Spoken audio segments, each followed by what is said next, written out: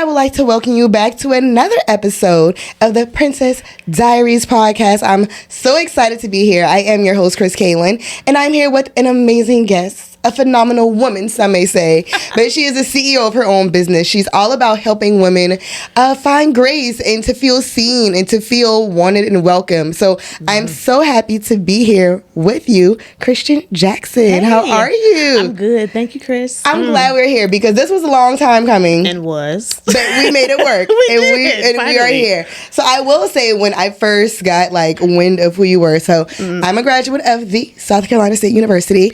And when I was there, we had Brooks, but we did not have a mental health center. So to see that we have one and what it looks like, what was your influence with that? Oh, yes. So it's a dream job. So I am the director of counseling at South Carolina State University.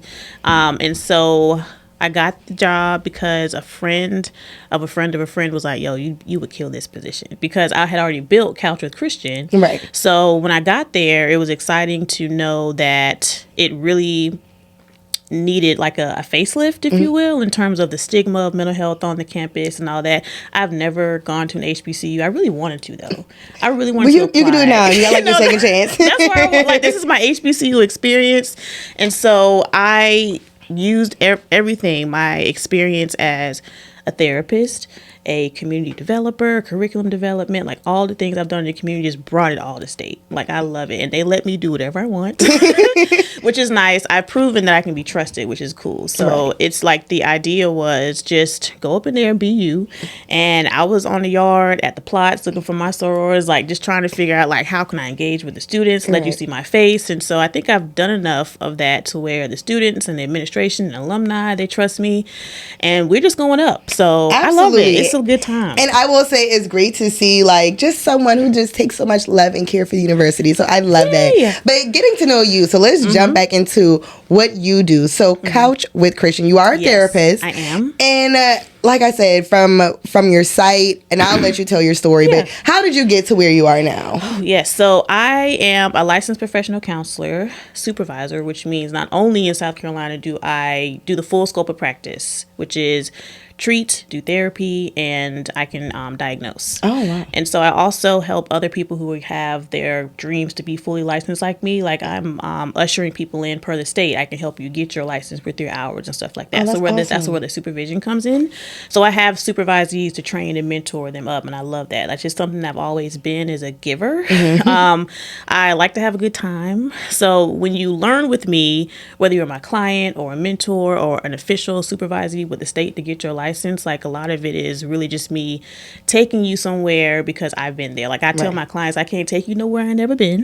Right? So it's been fun to be and see where I am, because I never really thought I would be here. It's funny how life just be taking you on little turns, ain't it? Literally, the pathway is all.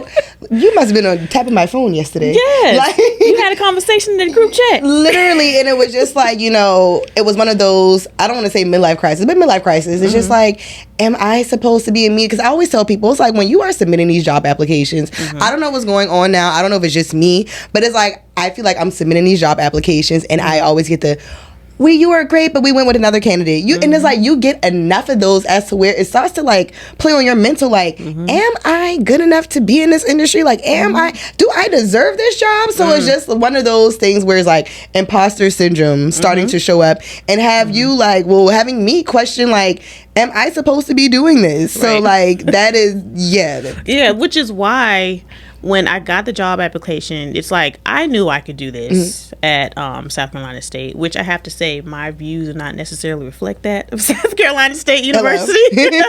I knew that I could be great, and then I got hired right away. And yet, when I got there, I'm about to be 39 next month. So I'm don't crack. Period. Thank you. And y'all, she has a son who's a teenager with, you could think it's her little brother, but okay. He's sitting right here. He's 14. Yes. So we have, I have to prove myself, I thought, and still kind of with, people on campus who have been there for 30, 50, 60 years. It really does make you think how did I get here, whatever. And I have to constantly position myself to prove myself, because I'm telling myself I'm not good enough. Right. And it's reminding me of all the times when I was a kid, if I get into my therapist bag, right? Where it's like, young Christian could not see this because of whatever scarcity mindset I had, where I grew up a certain way, and I wasn't around people who were really attaining certain things. Right. Because I imagine, like, part of your story may be that you're a pioneer in what you're doing, Kris. Right. Like, you know what I'm saying? Like, you're the first person to do it. And I think that's what it is. And it's just kind of like, you know what? And there's really no guidebook on how to do it. No one can really be like, you should do this and you shouldn't do that. So it's like, as my dad would say, we're just going to Chuck Berry this thing and figure it out. Like, we're going to figure this out as we go. That's it. But that's the thing. And like, you know, talking about childhood traumas and your daddy issues book, and I had so many things I just want to have. Okay, let me backtrack because I'm getting many things. I know so many things. So how did you come up with Couch with Christian, and what made you develop that? Okay, yes, you did ask me. Sorry, I forgot to answer. No, you're fine, because I was like, we're just having conversation. It flows when it's supposed to happen. It does, and I'm just like, even as I'm talking about myself, like, I get so excited about stuff because I am proud of what I've been able to do. Now, I have to say, I'm going to introduce y'all to Rayne, who is my inner child. Okay. I was like, who's Rayne? Yes. Okay. My maiden name was Ray. So I just kind of go by that sometimes. And I do have my son in the room. So, baby, you're going to learn a lot about mommy that you probably didn't know. And so I don't remember how I named Couch with Christian, but if we're going to talk about my brand and why I got to where I am, I have to say, ironically, as the daddy issues therapist, that whole brand came out of me being in session with the client, and the women would just be telling me all their relationship traumas, stories, being ghosted, you know, like all the things, ghosting, all the things, right? And we would just be keying, and like part of our job as a therapist is to get your background. Right. So I'm asking about your relationship history, I'm asking about your medical history, like where you grew up and how, and then you get into, you know, who raised you, who was your village, because those people, they influence who you are. Right. And so as I was talking to these women about why their relationships weren't working, it was always, I was triggered. Right. So for anybody who's a therapist, and I tell all my supervisees, like, bro, please, if you are a therapist and you studying to do the thing, go take your ass to therapy. They always say therapist. Please go. I had therapy Wednesday. That's great. Listen, love my therapist. I had therapy Tuesday. Okay, period. So both of us had a little sesh. Yes, and needed. Okay.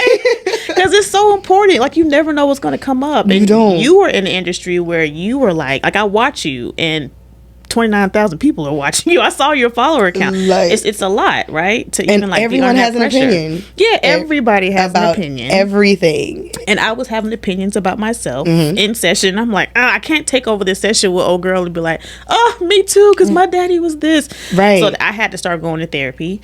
And so then really, you know, my therapist at the time, her name was Kim, shout out to her. She was like, you need to write a letter to your dad. And it's like the most annoying like tool in our therapist belt to go write a letter to this. They let your younger child. You know what I'm saying? But it's a healing project, very cathartic, much like what you shared in your first pod, and like just having to get the things out, and you really face yourself. Yes, and it's pretty scary. Yes. And so all of my one letter turned into like journal entries and like all these things where I was like writing to like myself. So Ray had to come out, my inner child, that part of me who's seen a lot of the trauma. Ray's like 12. Right. That's around the age of my parents separated. Okay. So I kept writing, and just like my brain kind of works where I categorize things, so those turn into chapters, and like, you know, the book came. So the Daddy Issues book is my pride and joy because I self-published it. And ironically, my dad is a writer. My dad is a great speaker. Wow. And my story is in the book in terms of like what we had been through, what our strife was. And so the book is written so that it's a manual, right? Like, you hear the story of me and my dad, but then also of some of my clients. So I changed their name and some parts of their stories, but I really want women to see themselves in the book. So I start out by giving like a diagnosis that I made up of daddy issues. So I base it off of reactive attachment disorder, which is really diagnoses for like kids in the foster system. Right. So they may have issues with authority because of the attachment. Like they're in and out of homes maybe, or they just don't connect with their caregivers and there's just a disconnect. Right. So attachment is really my thing. And that's really what daddy issues is all about, is how do you fare on this spectrum of, am I insecurely attached? Meaning I'm more anxious. I give myself and of myself so much to keep these people in my life. A lot of people think romantic stuff, but attachment really does. Even with friendships. Because you do, like, you can let a friend drag you and you're like, but this is my friend, but does your friend really, do they support you? Do they listen to you? Do they call you? Or do you have, like, is it a one-sided friendship? Exactly. So it's like, you have to realize that. And I think a lot of times people think things are romantic, but even relationship with your parents, with your family, like, all of those can get really complicated. All of them. And you, like, the way that I write daddy issues, it's not to, like, villainize my dad, or I have this hashtag on my page where I'll just say dads matter, because they do. Absolutely. So it's not a dad bashing thing. Kristen Jackson is a daddy issues therapist and she hates men. It's not that. It's really a call to you addressing the attachment issues with yourself. The God of your understanding is Heavenly Father, or whatever that may be. And so I really enjoy all the different nuances, if I do say so myself, and how I laid it out. Because, you know, I'll tell the story and I'll talk about the woman on the defense, who's a type of daddy issues woman. And I've been all these women. And I was like, wait, which woman is that? Talk about this. Like, which one is she? Yeah, okay, so there's a whole chapter where I'm breaking down, like, all these different women. Right. So the woman on the defense is the woman who's like, I don't need no man. And I don't really do females. Right. I get that all the time. You know, they always messy. You know, they always in drama. I don't really do females, right? So she's, like, always got her walls up. Right. And, like, all, you know that saying, like, stay ready so you can get ready. It's cute until it's not. Right. Because, right. bitch, you need help. You need help. You're not, like, okay. You need somebody. Yes. Like, you need somebody. You need to be soft. And I always, well, one, how did your dad feel about the book? Oh, I don't know. And that's the gag, folks. I wrote the book, and okay, so part of my story is that I have not spoken to my dad since it was 2017. Oh, wow. And now it's 2025. So we have had a few falling outs. And just a spoiler, because I hope you guys go get it. It's a back and forth, and the issue is on my paternity. So whether or not he is my dad. And it's really an idea that my mom put in his head. So mom was the present parent, and some of my family are like, well, she got off so good because you didn't talk about your mom and all this and that. And people have been asking me to write mommy issues anyway, which is coming out in about a few weeks. Yes. We'll talk about that. But I wrote from a place that needed to be healed because daddy was not claiming me. I had a lot of identity issues in the beginning. I was, my early years in college, I was always partying. Outside. I was outside, honey. And I'll be telling the kids on camp, like, oh, God, you got to stay away from the bros and doggone Omega. You know? That's everywhere is just like, we do not approve. No, you have to stay away from the bros. You got to stay. But, you know, of course, that's all. I have to take responsibility for that. Accountability. But, you know, accountability, because I'm grown now. Right. I'm almost 40. I can't keep claiming that. But it'll be a nice little pretty nasty party. You know, I love to be just out because of, not because I was really trying to be in the mix, really, but I'm like, oh, my God, I'm free. Like, you know what I'm saying? Too freedom. Too free. Right. I was out. My granny said, free till you fool. Oh, come on, granny. Free till you fool. That was so good because I was fool now. And I didn't know my worth. Right. Or my value. Like, I was giving myself, like, physically, emotionally, like, spiritually to anybody. I didn't even talk to God. I was running from him. I have, like, what I call now this, like, this love relationship with God. No, but seriously, but I feel like, honestly, the older I've gotten, and I don't know, like, what it is. My mom always told me, she was like, you have to create your own relationship with God.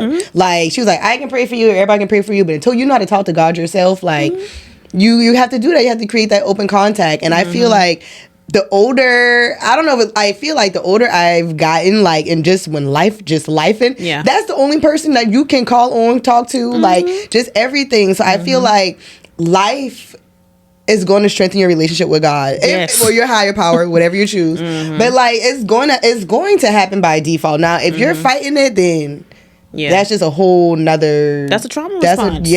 It is, absolutely. And I think, like, even when I'm thinking about the chapter in my book is like, once I lay out what the daddy issues, what it is, and what those symptoms are, then I have a chapter about that, like daddy issues and your heavenly father, right? Your earthly father versus your heavenly father. So my therapist told me this breakthrough thing when I was writing it, or right before I wrote it, and she was like, you probably don't trust God because you don't trust your earthly father. You know, you can't get past the tangible man, right, who's here and who's your dad, right? So no wonder you have like this being, whatever they may be, that you're supposed to trust, and he's really not here, right. So like, you know, it's hard to keep that relationship. It's really important for me in the work that I do to not just tell you what and why you act this way, because you can be like, all right, nah, CJ, like, right, I know I'm depressed, I'm anxious, like, but what do I do about it? Right. So a lot of my brand is around, I'm telling you what it is, I'm educating you along the way, and telling you how to address it. Right. Like the how is really where it is, and we're in this state of influencers and all this stuff, and respect to a lot of people that I follow and life coaches or whoever, because everybody got a mic now. Everybody can buy one. Okay, cheap as anybody $5. can do it. It's easy. And so I'm like, you listen to all these people, but you don't get the insight as to like how a lot. So I pride myself in being able to give you those steps. So even in between every chapter, you get reflection questions, and you know, I have your grace space where, you know, you can come and we get together. And I've paused it for a while because I went back to work, but I'm about to ramp that up again, where you can come and like have this monthly talk with other people who are like-minded and want to address their relationship issues. So as the daddy issues therapist, I'm really trying to help people to make sure they're getting where they're less insecure attached, being aware of it, understanding how to address all that comes with it, and being more securely attached. That's my goal. So you can show up in all these spaces as your full self, accepting your flaws, knowing that you're going to be triggered, because you can't stop life from life. No, you cannot. But it's just like how you handle it. Right. You got to have the tools. So yeah, that's where I am. That's what I do. I spend so much time with my dad. Like every day after school, he would pick, and like my parents were never together. They co-parented, but it was just like, it wasn't, I mean, I always saw my dad. It was never a time that it was never like, no, you can't go over there. Like, you know how like the co-parents, like it was never any of that. You want to go with your daddy? Bye. Right. Like, I would say that too. Right. So like every weekend, like we had Chuck E. Cheese. Yeah, like, so like I had a beautiful relationship with my dad. And like those are the things that like, you know, even now, my dad is my dog's babysitter. Okay. Yeah. Like they're best friends. He would call me and he's just like, how's the dog? I'm great. Right. I'm cool, but dog is fine. Oh my God, you bring up so much. Okay, so I want to point out another woman that I describe as we're defining daddy issues is the daddy's girl, because the daddy's girl doesn't think she has daddy issues, right? Read me. I had to like put it in the book. Right. 5 years ago, I promise it was already there. Because my best friend also has a great relationship with her dad. She was like, girl, I'm gonna buy you a book, but you know. Right. You know. And that's how I'm feeling like. I'm supportive, but like I have a great relationship with my dad. Right. Yes, and that's the thing. Like you bring up such a good point, because it's on a spectrum. Yeah. So it's not like because I had a great relationship with my dad, I don't have daddy issues, even to a smaller degree. What you're talking about, like one of the symptoms is not trusting. I don't know if it's yourself or other people as much, or whatever that looks like. So that's the first thing. It's like the daddy's girl still is doted on so much that there is a certain deficit, because there's a skill you may or may not have really developed as strongly because daddy was there. Right. And so in terms of so that's number one. Daddy's girls can have daddy issues. You need to know that. She ate us up, but that's cool. Then the second thing, because I say that because I used to be a daddy's girl, and then it was taken away. So like it's like a lot. So I've been all the women I write about.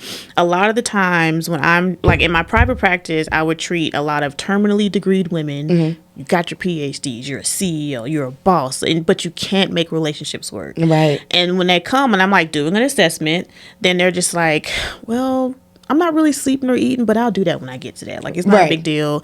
And then I say, you know what, sis, that may sound like anxiety. Oh, girl, I just be on edge. I be going, I can't sit down, I can't sit still. But I don't think I'm anxious, though. And I'm like, sis, that is textbook. I know how to diagnose. But, you know, it's like you can't even claim the thing. Right. Because I am well-degreed, or because I have this job, I cannot associate myself with that. I call that a trauma response. Yeah. That's really what it is. It's not like when, you know, you hear fight or flight. Like if the threat comes, I'm a fight, or I'm a run, or I'm a hide, I'm a freeze, I'm a people please so that the threat doesn't like hurt me.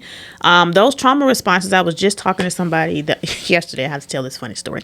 I was talking to a student yesterday, and she was like, okay, so my boyfriend broke up with me. And then I also she got into it with some friends. She was like, I don't really care. She was like, I love that for her. She was like, but this the thing. Now she asked me if she was a sociopath. I was like, girl, no. She was like, shouldn't I care? Like, shouldn't I be bothered by that? And I'm like, no. And so, like, even I love her awareness, and that leads to my next question. People on social media, like, okay, there are things, okay, because you have their life coaches or whatever, but then you do have licensed therapists, you know, who are on social media. Do you feel like certain terms like gaslighting and I'm creating boundaries and I mean, yeah, those are things, but do you feel like social media and just like now with this new age, like, do you feel like some things are like being oversaturated? Yeah. Yes. Okay. That's the answer. That's a short answer. Because my husband and I are we're in couples therapy now. Like and that's the thing. You have to go to couples therapy while you like each other. Yes. Because you don't want to be like, I hate you too, I hate you more. There's some of that, but I'm just like, we're trying to work some stuff out. And so, and just like hear each other in this stage of our 19-year relationship. Oh my gosh, that's beautiful. Yeah. Thank you. And it's hard, but thank you. But yes, but the fact that you have somebody who's wanting to still do it for 19 years, and I wish you 19 more and 19 more and 19 more. Thank you, sis. And this the thing though. Be careful what you wish for, because now he's like, oh, you're gaslighting me. Or now he's pulling you on you. He's pulling me on me. And I'm like, what do you mean? So like he ate you up. I'm sorry. He did. I'm like, now you learn all the things that I done went to school for. Like, delete that app off your phone. Thank you. So it's funny because people like, you want to. I'm so glad that people, especially Black people, are like learning these things, this language, this vocabulary, and you're doing your work and you're healing and the shadow work and all that. But please know, some of this could be a distraction from what you really need to work on. Yes. So you could read a whole bunch of self-help books, including my Daddy Issues book, and be like, you know what? Okay. And still be where you are, because you may just out of fear be frozen. Like I was super triggered writing it. It took me longer than what I would have liked, because I'm going through my own story and I'm like rehashing all of these traumas that you probably forgot about until you started writing about it. The things that come up, I'm telling y'all. It's a lot. Literally. So if we're having this conversation, I only can imagine what happens when you are having your grace session. So can we go into that? And what is the grace method? Oh, yes. Okay. So the grace method is in the Daddy Issues book. And so it is, I told you, like, I give you the what. I tell you, girl, you're not a sociopath. You're traumatized.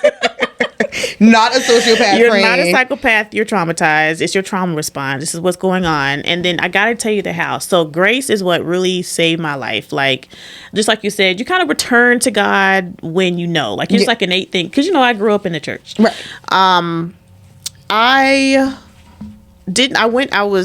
So I had just had Carter. Who is now 14, and I knew that I needed to be like in the church, because that's just where that's where I was raised. But I started going to church while I was pregnant with him, and I was like, this is where I know I need to be. I need to feel accepted. I want my son to grow up with like this kind of background, whatever. And I just was I was drawn.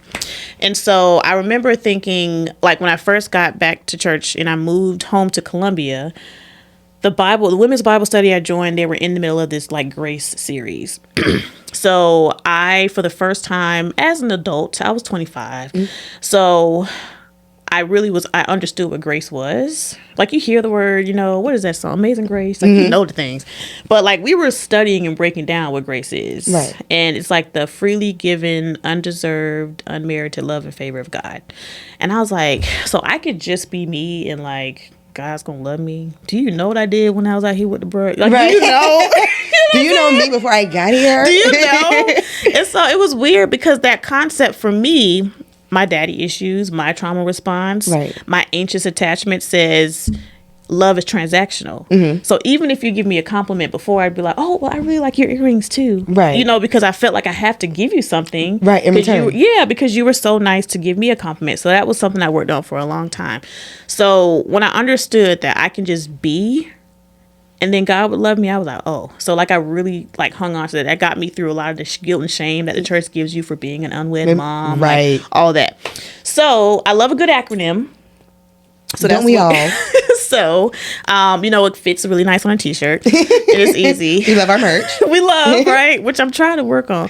You and me both. Yes. I'm gonna have to give me some fans. You gotta get you some Grace fans. Oh, I know. Let's go trail ride with Grace, child. Come on, trail ride with Grace. Come on, you can see your fans everywhere. Heard it here first. So, I think it's just memorable when you can just say, boom, GRACE, getting to know your symptoms, rescripting your negative messages, adjusting like your self-care, addressing your self-care. The C is for connecting with healthy people and enforcing proper boundaries.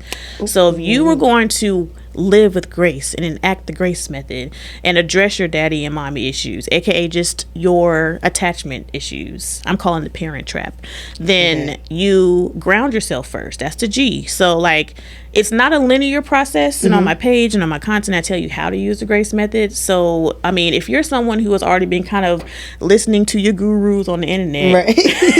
Your social media therapist, you know what I'm saying, you may already be meditating, so you good on the G, right? So maybe you need to go in with enforcing boundaries because there's somebody distracting you from really trying to get you to where you need to go. Person call me before I get here. Oh my God, do you want to talk about that? Like, because it's going to go into like, okay, so on this next segment, are we going to give it grace or are we going to give it a red flag? Oh, I like that. So okay. Don't dog me too bad. I'm not. Okay. I would never do that to you. So before I tell my business, we just gonna ask this first one. Okay. All right. Admitting things from your therapist because you don't believe it has any effect. Would you give it grace or is that a red flag? Admitting things to your therapist. So if something you ask me like, did you go back and talk to your ex? And I'm like, no, haven't heard from him. Oh man, I would have to. Oh man, I think I would give it grace. Okay. I would, because it's up to the client to tell me what he or she needs to tell me, and based on your body language, I'm gonna call it out anyway. I mean, so now you can go ahead and all right. So if you have been ghosted 3 times, okay, and this person continues to just somehow follow back up to see if they have access. Do you give that person grace because they're maybe working on themselves to become a better person, or is that a red flag? That's definitely a red flag, sis. That's a red flag. It's something that I know we be feeling in our bones. We be knowing deep down. We be knowing. And it's just like, what do you want from me? Like, for you to pop back up and then vanish again? Why leave me alone? So you can do the same thing. And it's the same thing. It's the same thing. Like, I'm just saying, okay, this is how we make the move past that, right? Please, I need a tool. Okay, so then, because we get ghosted by like the best dick ever. Oh my God. You get ghosted by and that's I'm just it'd be the worst. Maybe he forgot he ghosted me. Like and like this is my thing. I've never been ghosted before. Like that really hurt my feelings. So this is a new thing. This was a new thing, and I'm just like at 31, like being ghosted, and it's just like, and I wasn't, well put together guy, but it's just like, you ghosted me. That is so rude. It is, and it's like you did it 2 times. That is no. And it's training. like I cannot give you a 3rd time because the 3rd time I punch you in the face, and I don't want to be that person anymore. No, we don't want to go backwards. You're right, because I'm trying to heal and have grace. So yes, I think okay. So this is what I tell people in your situation, right? There is a part of you, because I do parts work, right? I talked about Ray, my younger self. There's a part of you who feels like she needs this man. And I have you talked to her yet? I did not. I keep ignoring her. You got to talk to her. Okay, I'm gonna have to have a heart-to-heart with her. I don't know. But just the thing, like I've been like abstaining from sex, and I was just kind of like, I'm not gonna be, because if I think with her, I make terrible decisions. Okay. Every time I think with terrible decisions, and it's just like I've been there. What Drake say? Propose, not clarity. It's just kind of like after I'm just like, that was not a good idea, and I'm just like So like now I'm at this phase in my life where it's just like I don't want to share my body with anybody who does not care about me. Good for and you. it's just like not even like being deep or anything like that, but just like if you don't care about me to like check on me, text me back, like just simple shit, then like no, you don't deserve my body. I've been telling men lately, I said I've left my coochie at home. I don't have it with me. It's at home. Left it back home. I don't know where it is, but it's not here. Therapy. I'm taking it. I left it at home. I'm gonna say Kris said, leave your coochie at home. Leave it at home. Leave it just. Leave it on the nightstand. Just leave it home. You don't need it. It makes you make bad decisions. I love that. So so I don't know. You just gotta check in with her. That's it. And that's the thing, right? Yes. As a trauma-informed therapist, I have to say, like I have a friend who has a practice. Her name is Tina Phillips, and her therapy practice is called No Shame Counseling, Reiki, and Consulting. She has love Reiki. Oh yeah, she's a Reiki. I can give you her information. She's a Reiki practitioner, right there in Orangeburg. Oh, not very far from you. Okay. So her No Shame, she builds her practice on No Shame, and as a trauma informed therapist, we always talk about like we got to lead with, I'm not going to shame you because you may want this man. Right. So like when I'm talking to people who are in your situation, because I've been there too, then I'm like I'm working on like not making myself feel bad. I'm not gonna beat myself up because I want this thing. Right. Like I started out my therapy career as a substance use counselor. Okay. So I would talk to my my clients at the time, and they were using like hard drugs, right. like crack, heroin, as I used to right. people say, and we would do this thing called like a functional analysis, and this may be helpful too. So like you get into your triggers, but not just like, I was mad, so I used. It'd be like internally, what am I telling myself? Mm-hmm. In my body, I feel like a tingly in my belly. Like it's like a withdrawal symptom. Like you got to really know what you have to identify it. You got to identify it, like way more detailed. Externally, what are your triggers? Like who are you around? What time of day what time of day is it? Like those kinds of things. Right. Then you get into asking why you do the thing, but what was so good about the crack and the heroin? Tell me. Like, what did it give you? And they'd be like, really? Like, I can tell you why I love snorting a line? I'm like, yeah, we got to get into it. So, like, in terms of, like, the men in relationships, like, what was so good about it? Because then you have an idea of where I can try to find something that makes me feel maybe not exactly like that, but like close. I know what I'm searching for. Right. I can really like strategize around my coping skills or what I really am looking for. Mm-hmm. So we can't shame that part of us to be like, bitch, you were supposed to call this. But it definitely makes me know what I do not like and what I'm not going to tolerate. Yeah. So I will say that. That's the thing. Okay, next one. Are we going to give a grace or is it a red flag? Mm-hmm. Dating a coworker. Oh my God. Is your husband your coworker? No. Was he your coworker? No. I have seen some beautiful stories. I would say that it's I'm gonna say a red flag because I believe in space in relationships. I don't want you behind me. I need a break. I need time to miss you. Yeah, exactly. Okay. That's the thing. Dating your friend's ex that they've moved on from.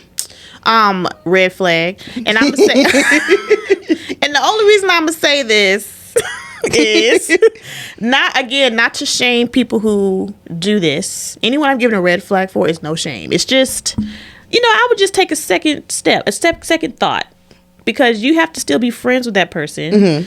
And I don't know that I'm not going to say that person's not over their ex, but still they just know certain things that I just don't. Weird. Like I don't want you to know the private where my man birthmark at. You know what I'm saying? Like stuff like that. If you date my ex, we can't be friends. No, it's weird. I can't. It's just too much. It's weird. And then your friendship gets all off. I don't know. It throws things off. It is just like weird. If weird. If it's a guy who like I maybe liked his picture on Instagram, that's one thing. But my actual no.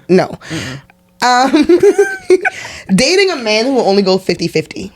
Only go 50-50? Only go 50-50. Okay, I gotta throw the caveat in here now, Kris. Like, what? Okay, dating a man. Why you shaming me? I'm gonna read the question again. I heard you. Okay, dating a man who will only go because you said it. Go ahead. Okay, here's the caveat. Because they're okay. I'm older. I'm almost 40, so I'm like, bro, like, what if there's this time in his life where that's all he can do? What if he's working on his master's degree? Okay. And for a couple years, I got to have you for a little bit. You know what I'm saying? Okay, I'm not against that. But so it doesn't have to stay 50-50. Like from the beginning, if he's only doing that. That's what your question is? Like if it's only 50-50 from the beginning? You're changing the question, but that's fine. I'm about giving grace. You know what I'm saying? Okay, fine. It starts off 50-50 and it ends off whatever. You want to give this man grace so bad. I do. Okay. I treat these men. They have a hard time. That is hilarious. All right. I got two more. Mm-hmm. Gentle parenting. Oh my God. Grace or red flag? Oh my God. Because I work in a school system with these little young kids. Yeah. I'm going to say it's red flag because these kids bad as hell and some of them need to be popped. How old are the kids you work with? I've written CD, and it's just early education, early elementary education. Okay. So they're coming into themselves, but a lot of things is based off of home training. Yeah, I'm gonna give it a red flag, but this isn't my question. It's your question. Sorry. I agree. I mean, I'm in the middle because I don't think I was raised with a whole bunch of grace. I mean, I wasn't a kid to get in trouble anyway. Right. But so I can see how it can go both ways. I have my kid in here. I think I'm a gentle parent. I love that for you. But you have discipline though. I do. I feel like gentle parents is like no discipline and they just run around doing whatever they want to do. Yeah.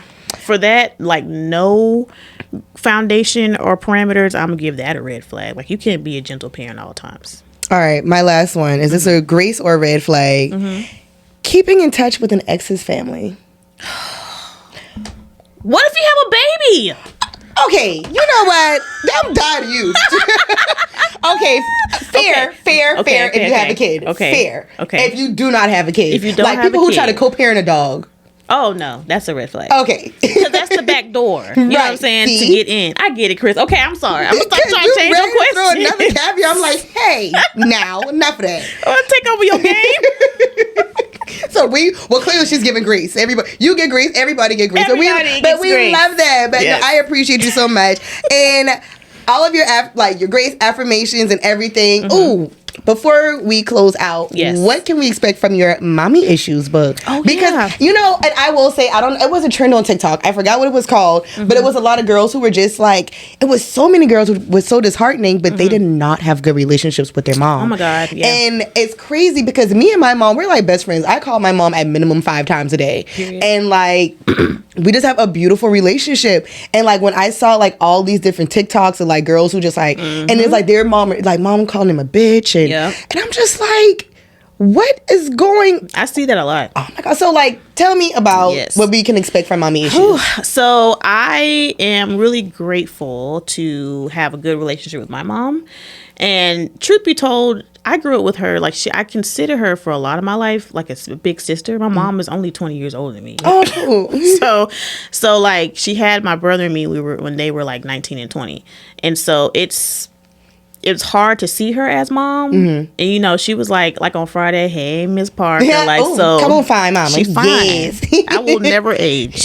I know that. Okay, so I don't get that either, right? Like bad relationships with parents or moms, but it really is a thing. Like I have so many clients over the last decade where it's unfortunate, maybe because I see primarily Black women, but it's a lot of the Black community, like moms and daughters go after it. It's so terrible, and I think insane. I think it's because the mom she has daddy issues, right? And so that's hard. She's not working through that. Then you know that's gonna make it harder for her. The mommy issues book, I was asked to write that as soon as I dropped daddy issues, because they was like, girl, that's cute, but like me and my mama, you know, and it's a lot of women, unfortunately. Yeah, it sucks. So it took me a while to write it because I didn't realize, because mom was a present parent, physically present parent, that I had mommy issues. So I was like, oh shit, I guess I should put some of this another stuff deep in dive, there. Yes, I was not ready. So I started writing that book, and what you can expect is not exactly my story with my mom.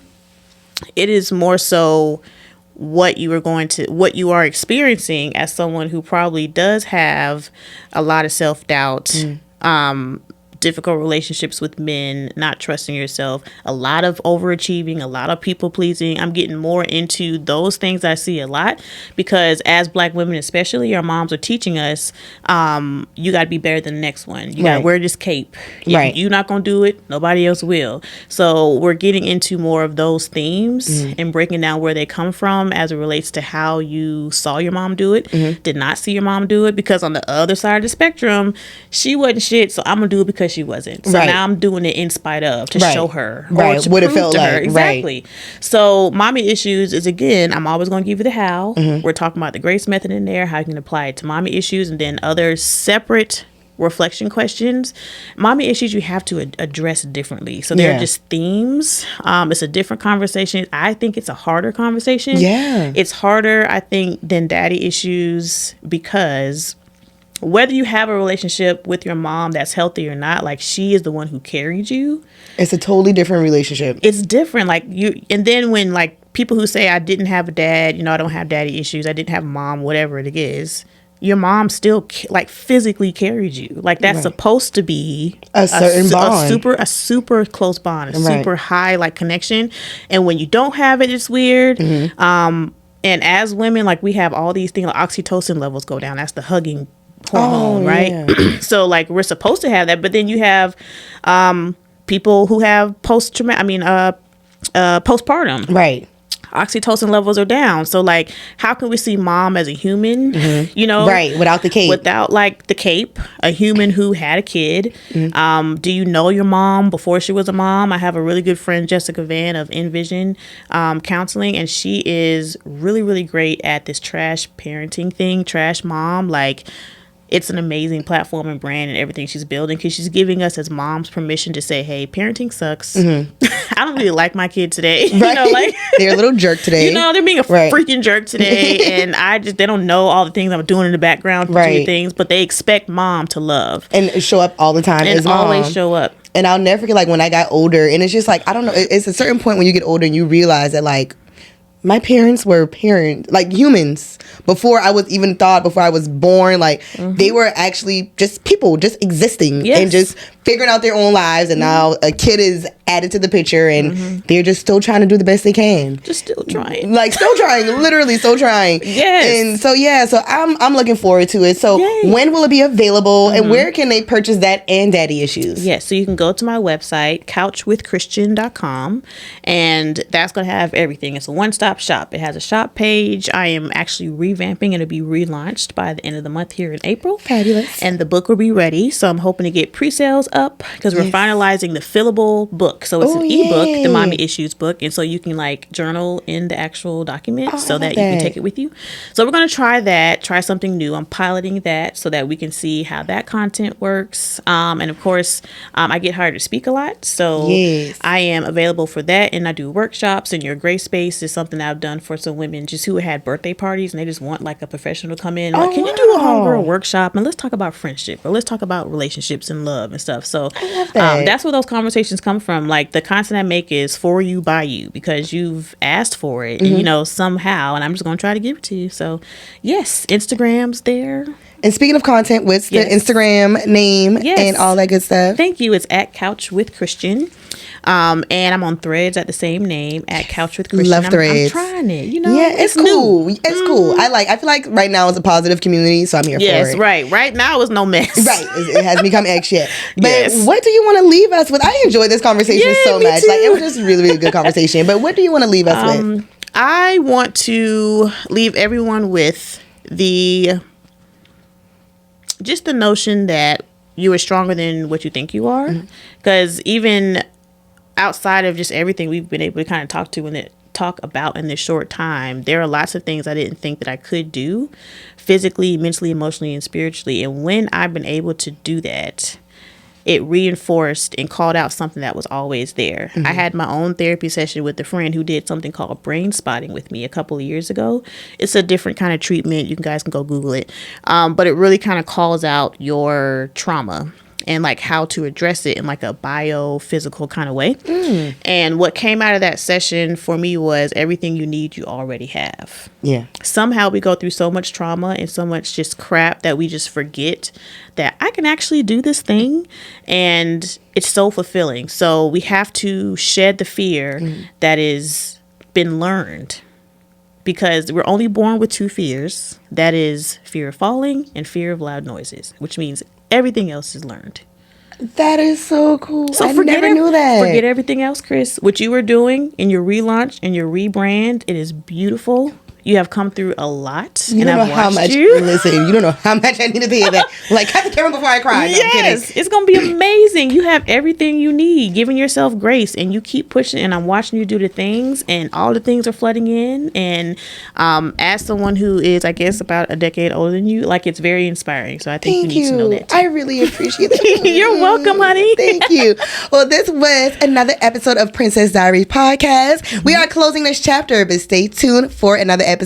Make sure we're connected on social media. Kris Kaylin on Instagram, Facebook, the Kris Kaylin on X and TikTok. And also make sure you are booking your session at Link Studios, where we have 3 rooms available for you to use. So make sure you check out my booking link in the bio. Thanks for tuning in.